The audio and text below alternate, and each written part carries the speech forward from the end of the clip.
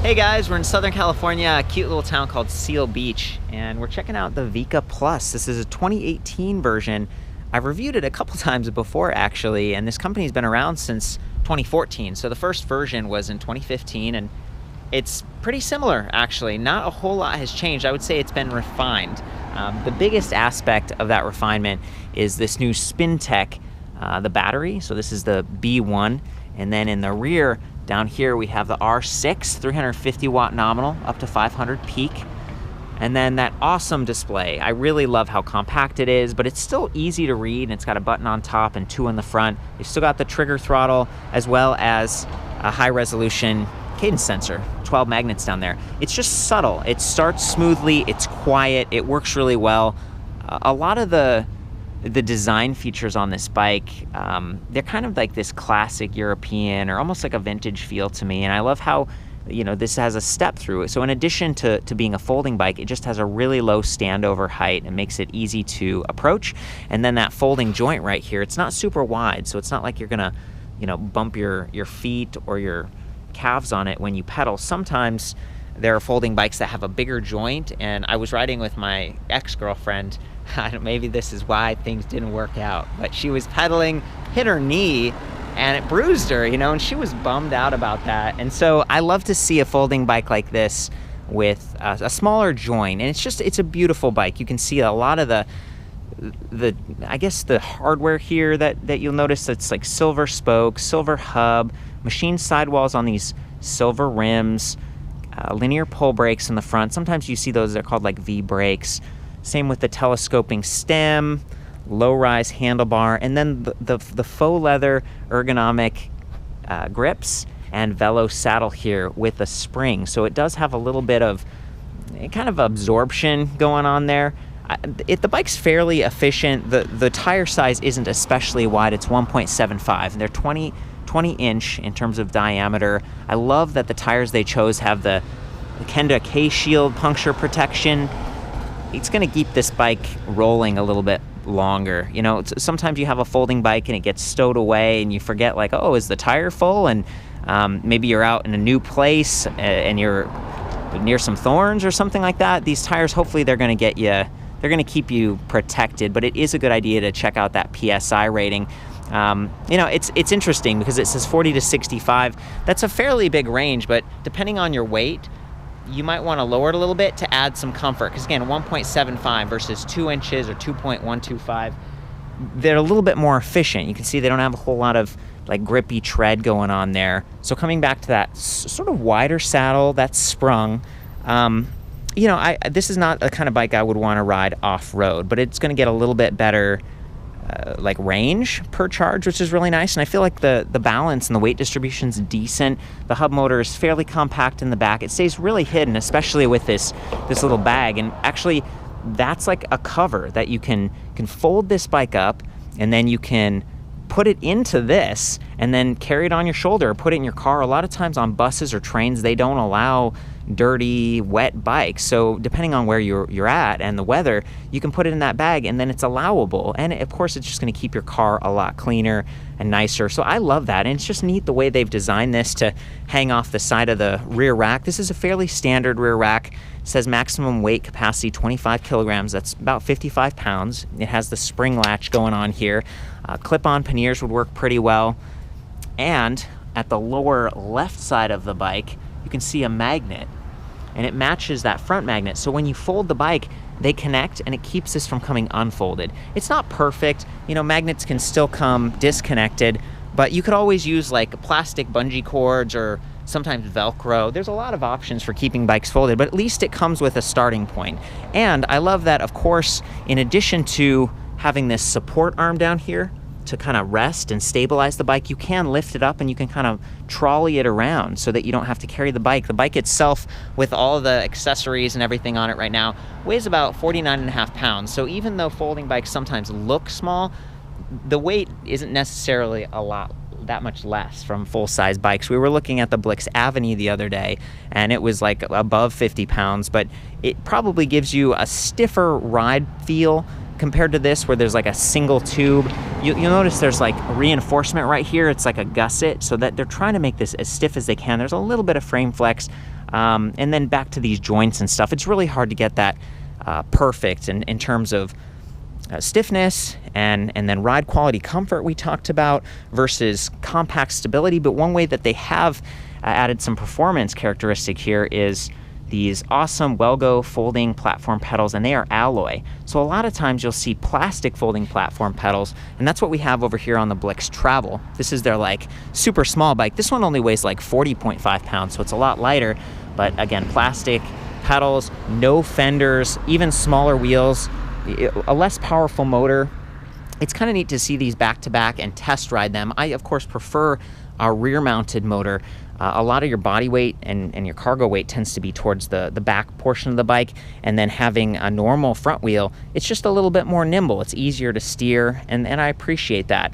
The geometry on this, I've measured it, the width, the height, standover, all that, but it's actually, the reach is very similar to the Blix Aveny, so the ride isn't too much different. You do get stronger wheels because of that smaller diameter, but they have a higher attack angle, so when you come into contact with like some rocks or maybe a curb or cracks and stuff, you just feel them more. Like the wheel sort of falls into things instead of spanning them and bridging gaps and stuff. So it's something to keep in mind.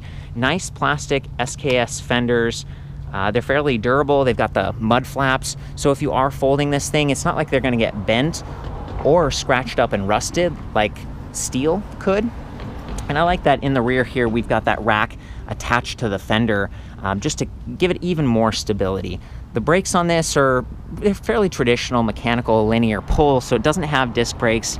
Let's see, the integrated lights, that's another really cool upgrade. So Spanninga in the front and rear, that means that they run off the main battery pack. The default size on these is 36 volts, 11 amp hours, so roughly 400 watt hours, but they do have an upgrade. You can go to like 16.5. Is that right, Pontus? 17.5. I mean, it's quite the capacity. This is the founder of the company over here. This is Pontus. How's it going? I'm good, thank you. How are you guys doing? This is a lot of fun. It's neat to see both of your bikes and to get to hang out with you because, we've been kind of working together for a number of years. Yeah. You're Swedish, right? Yeah. Blix, it means, well, blixt with a T, it means like lightning. Yeah. And the Vika Plus, it means fold, like to fold. Am I getting that right? Yeah, that's correct. Yeah, it's really cool. And you've got a network of dealers. You guys also sell direct depending on where the customers are at. And this bike comes in a few different colors, if I remember. Can you? Yeah, I got that racing green. Yeah, it's kind of a timeless design, I don't think it ever goes out of fashion, but it's a very clean look to it all, yeah. It certainly does. Yeah, I like that. So thank you for, it's nice to get like direct from the founders and stuff. I like the cable wraps that they've used. I like these metal threaded connection points, water sealed as well. So it's just a little bit upgraded, like all across the bike. Rubberized grips. These are 4-finger, so that's one of the trade-offs here. This doesn't have hydraulic brakes, and again, rim brakes. You get a good mechanical advantage. Sometimes they can squeak a little, or it can kind of rub sand and grit into the rim. But I mean, these have worked for decades. Okay, so it's kind of what you'd expect, and they might actually hold up better than disc brake rotors that could get bent as you're folding. So you're trying to think about durability. Even the cables here, they're not internally routed, but that might be a good thing because when you fold and unfold the bike, they could get pinched a little bit easier if they are internally routed. And again, it just keeps the price lower at $1649. That's not too bad. They have a decent warranty. I like that they've got the kickstand here. It's positioned just out of the way of that crank arm. Again, beautiful, so you can walk this bike backwards and not worry about pedal lock. And then there's a little bit of vulnerability. With any of these hub motors, there's like a cable sort of coming out the side. You can see that below the bag here, right there. So, there's a little bit more crowded here with the shifter cable, the power cable. There's a quick disconnect, so if you do need to change a flat tire, you can. Neither wheel has quick release, so there's it actually comes with a little toolkit, which is sort of nice. You could throw that into the cargo bag thing here, or maybe a trunk bag or something. No bottle cage bosses. Sometimes you can get little cup holders and stuff, but again, on a folding bike, it's about how portable is it, how durable is it versus the utility. And I think it's pretty feature complete. It gets a lot of utility, feels pretty stable. We're gonna go for a ride here in a minute, but I want to call out that the saddle is connected to a seat post that pivots up like this, and then you can just pull the battery straight up like this and take it off with you. You can charge it separately from the bike, or a lot of times, you know, if you want to reduce the weight of the bike because you're, you know, in a position where you just, you know, you have a sensitive back or something like that, you don't have to lift it with the battery on. And I recommend storing the battery in like a cool, dry location if you can. You know, extreme temperatures are tough on the batteries. Also, when you drain it below 20%, there's like a chemical change, and that's sort of hard on the battery too. The charger is really lightweight, 1.3 pounds, and it puts out 3 amps, so that's higher than average. Most chargers are just 2 amps, so this is nice, easy to take with you again if you have a little bag or something like that. Charges the battery relatively quickly, and very nice to have that, especially if you upgrade to the higher capacity 17.5 amp hour battery. So that's great. And in fact, the batteries are interchangeable on a lot of the bikes. Not all of them. Some of the Blix models have like a mid-drive from Shimano, but the ones that have hub motors, you can use that same battery pack, and it works even on the smaller travel bike. It's just it'll stick up a little bit higher. So, you know, it could be like a his and hers situation. Someone has the Aveny, you know, which comes in step through and high step. Maybe you have a folding bike, and it all works out well. And I love that the displays are also the same. So it's really simple, but it is a 2-step process. So you put the battery on, and then you press this little power button here, come up to the display. There's a power button on top that you hold for a second. 5 ticks on that battery infographic, which is like 20% increments. It could be a little bit more precise, but it gets the job done. And then it starts in level 1 assist, but we can arrow down to 0. The throttle is hot, but again, it's not a twist throttle, so that's kind of nice. It's less likely to get bumped if you're mounting the bike or you're folding it, but always turn the bike off if you're gonna fold it. It's just for safety. And then if I press down again, it loops around, so I'm in level 4, and that's the highest level of assist.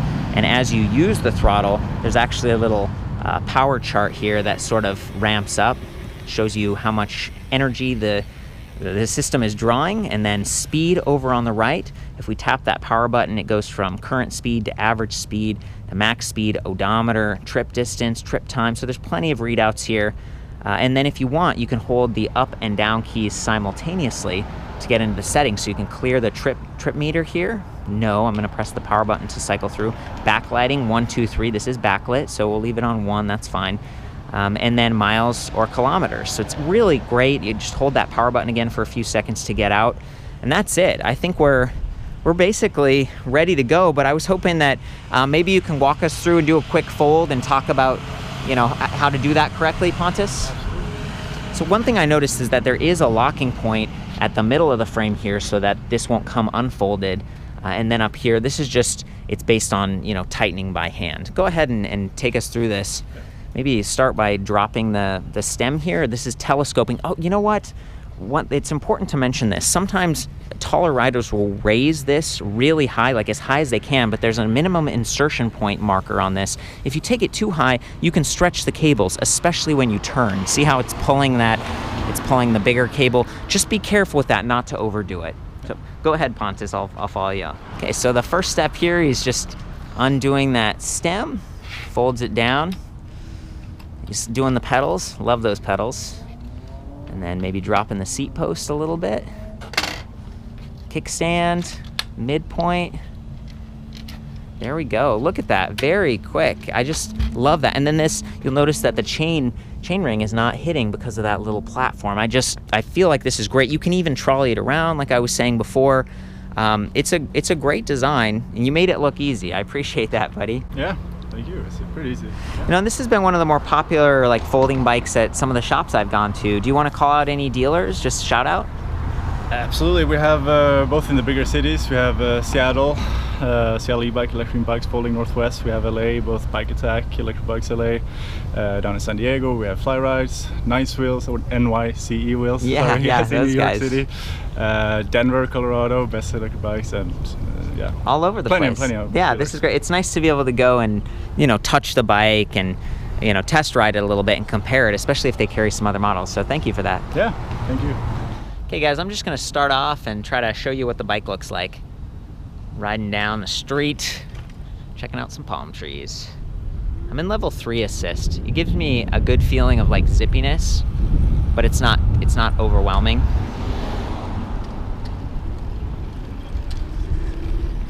Feeling pretty, you know, these folding bikes with the smaller wheels. They're a little bit less stable. I'm not getting speed wobble, but it's a little bit harder. There we go. There we go.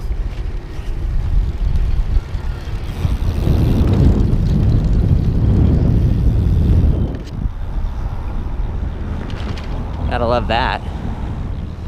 Beautiful day at the beach. I'm gonna cruise through the grass here so you can hear the fenders and stuff and just get an idea for how this sounds on bumpy terrain.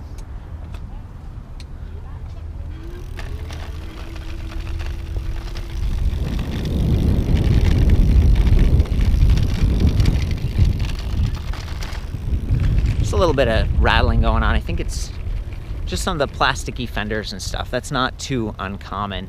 Okay guys, from here you can see that 52 tooth chainring. We got the 12 magnet cadence sensor, plastic guide, which works great to keep the chain on track. It is plastic, so thankfully there's that like support strut underneath so you don't crack it or scratch it up. This one's actually looking, you know, pretty good, and I can pedal backwards even with the kickstand down, which is nice.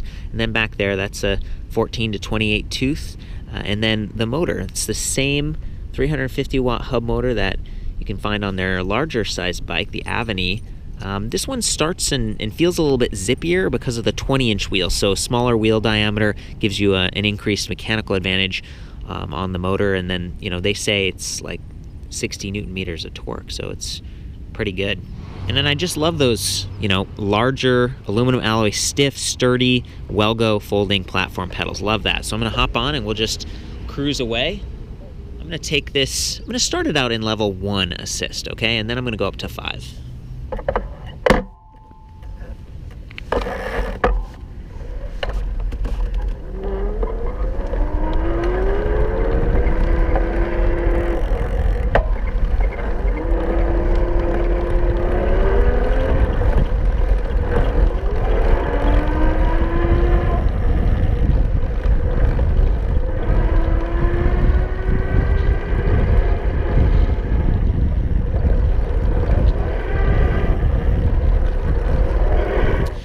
So it's still a little bit delayed, still pretty smooth and just very quiet. These hub motors working pretty well. And I misspoke, there's 4 levels of assist. So I started in 1, ended up at 4. This time I'm just gonna use the throttle, which is really nice. It works in 0 as well as 1 through 4 with full power. It's a variable speed trigger, so you know, it's great for just starting off at stop signs or catching up to a friend if you're normally pedaling in level 1 or 2 to save the, you know, some battery and be efficient. So the throttle's nice.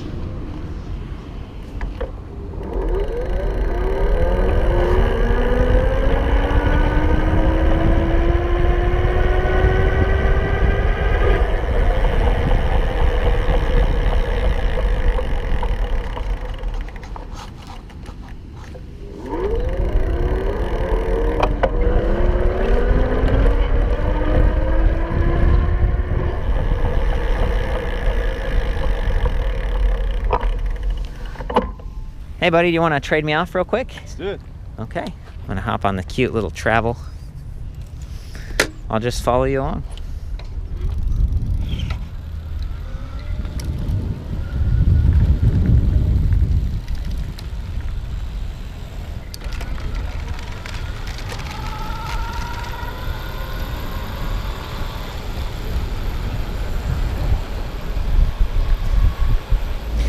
And this one, you know, it's a little bit more squirrely because of those smaller wheels. It's harder to ride no-handed, but, you know, it steers pretty well. It's feeling pretty good.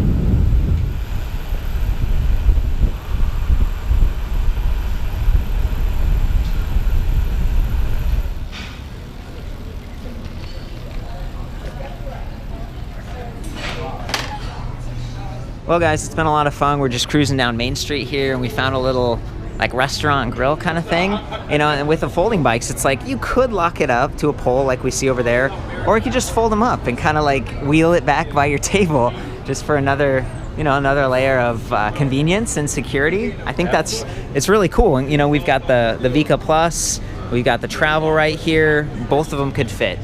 This has been a lot of fun, Pontus. Thank you. Yeah, same here. Thank you very much. For sure. For the full written review, I'll see you guys back at ElectricBikeReview.com. Got the length, the width, the folded dimensions, everything to just try to help you to make a decision if you can't find one of these in a shop. Otherwise, have fun out there and ride safe. Bye.